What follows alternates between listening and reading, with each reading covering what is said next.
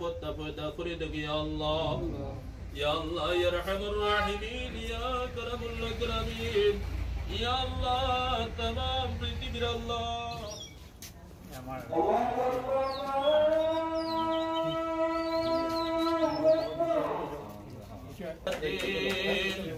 إلا الله على كل شيء قدير إنك عفو فاعف عني يا كريم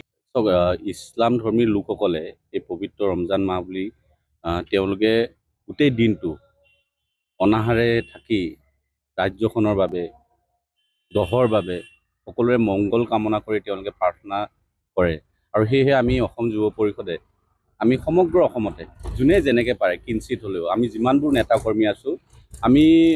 অসমৰ প্ৰায়বোৰ মছজিদত আমি ইফতাৰৰ কাৰণে তেওঁলোকৰ অলপ ব্যৱস্থা কৰি দিয়াৰ কাৰণে আমি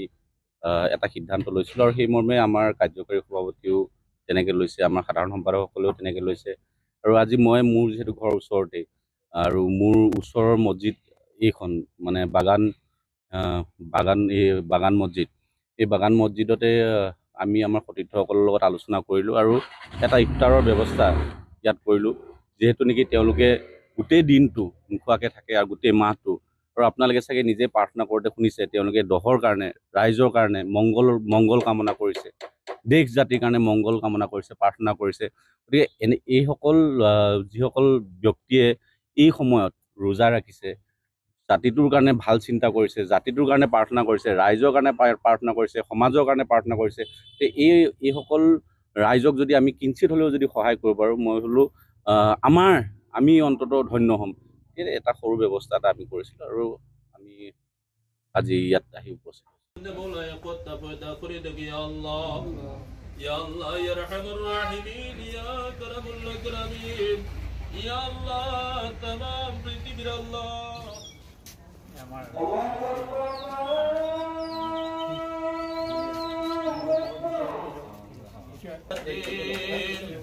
إلا الله على كل شيء قدير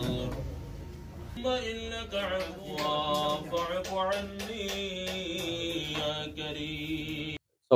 ইছলাম ধৰ্মী লোকসকলে এই পবিত্ৰ ৰমজান মাহ বুলি তেওঁলোকে গোটেই দিনটো অনাহাৰে থাকি ৰাজ্যখনৰ বাবে দহৰ বাবে সকলোৰে মংগল কামনা কৰি তেওঁলোকে প্ৰাৰ্থনা কৰে আৰু সেয়েহে আমি অসম যুৱ পৰিষদে আমি সমগ্ৰ অসমতে যোনে যেনেকৈ পাৰে কিঞ্চিত হ'লেও আমি যিমানবোৰ নেতা কৰ্মী আছোঁ আমি অসমৰ প্ৰায়বোৰ মছজিদত আমি ইফতাৰৰ কাৰণে তেওঁলোকৰ অলপ ব্যৱস্থা কৰি দিয়াৰ কাৰণে আমি এটা সিদ্ধান্ত লৈছিলোঁ আৰু সেই মৰ্মে আমাৰ কাৰ্যকৰী সভাপতিও তেনেকৈ লৈছে, আমাৰ সাধাৰণ সম্পাদকসকলেও তেনেকৈ লৈছে। আৰু আজি মই মোৰ যিহেতু ঘৰৰ ওচৰতে আৰু মোৰ ওচৰৰ মছজিদ এইখন মানে বাগান মছজিদ, এই বাগান মছজিদতে